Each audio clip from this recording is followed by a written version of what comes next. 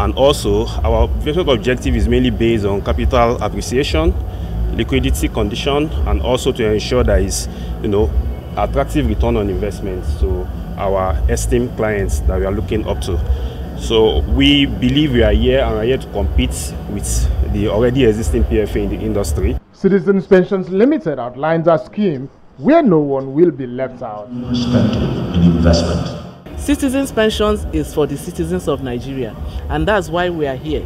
We are going to educate them.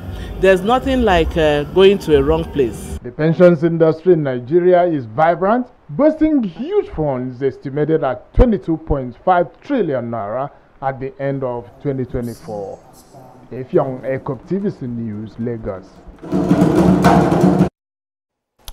While crude oil theft in Nigeria is an issue causing significant economic and security challenges with losses estimated at millions of dollars annually, a partner and energy and chemicals leader at Deloitte, Mr. Lumide Esson, spoke earlier today on the implications of this menace to the economy.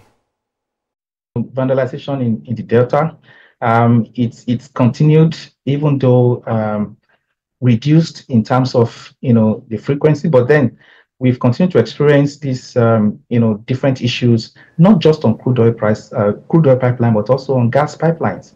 And so the danger is this: we've just concluded a raft of takeovers in the industry. Renaissance, Seplat taking over, Mobile producing, Chapal taking over for Miquino.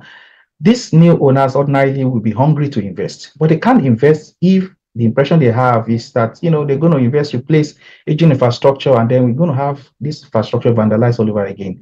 So it is not good, and it has to be addressed. It has to be addressed decisively. If we would achieve what President has set for himself to achieve, 2 million barrels this year, then quite a lot needs to be done in the area of security. We must secure these national assets.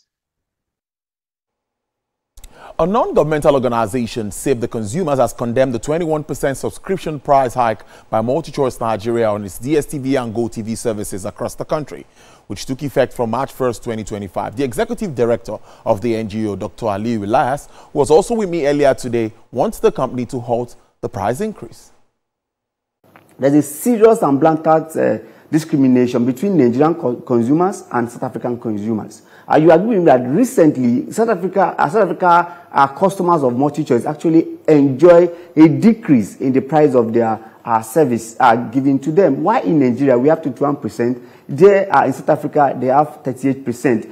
Beyond that as well, they also increase some of their the channels for them. Also some add on a lot of benefits, a lot of user experience there in South Africa. But when it comes to Nigeria, they continuously discriminate us, reduce us, and exploit us, so to say. And this is what is actually making us to come out at this point in time, that we need to change our way of doing this. We need to actually let them know that this is this is a bad practice and it's affecting us. And the funny thing is that the MD in South Africa cited the singular reasons that there is a financial pressure affecting the household in South Africa, and that's why they reduces the prices. But here in Nigeria, we all agree that we have serious purchasing power problem. You have actually increased within less than a year. You have increased twice. This is our challenge, and we are calling on the regulatory authority, especially NBC, to find something to do to this. In fact, what we want more is that we want competition in that area, so that we will not go cap in hand every time begging for them to reduce or begging for them to actually give us a good. Asian stocks stumbled today, dragged by sliding Chinese tech shares after a strong rally, while investors weighed the prospect of narrower than feared U.S. tariffs and the dollar over near 3 weeks high. And that's our upbeat economic data. S&P 500 closed at its highest in over 2 weeks, while a rally in tech sector led Nasdaq up 2%. Asian stock bourses initially felt a relief, but the rally looks set to fizzle out. MSCI's broadest index of Asian Pacific shares outside of Japan was 0.35% lower ahead of the European Open. European futures were down 0.24%, S&P 500 and Nasdaq futures inched lower. Hong Kong Hang Seng Index fell 1.8% as tech stocks led a broad sell-off, with Xiaomi's $5.5 billion upsized share sales triggering concerns about stretched valuations across the market. The Hang Seng is up 17% this year, still the best performing stocks in the world on AI bets after startup DeepSeek's sparkling debut. Where crude oil prices rose today for a fifth day on concerns global supplies will tighten after the United States announced tariffs on countries that buy Venezuelan crude. U.S. West Texas Intermediate crude sells for $69.45 with an upward review of 0.49%. Brent experienced an upsurge of 0.47% to sell for $73.34. Bonny Light sells for $78.62 with a decline of 2.84%. And for the OPEC basket, dealers offer $74.91.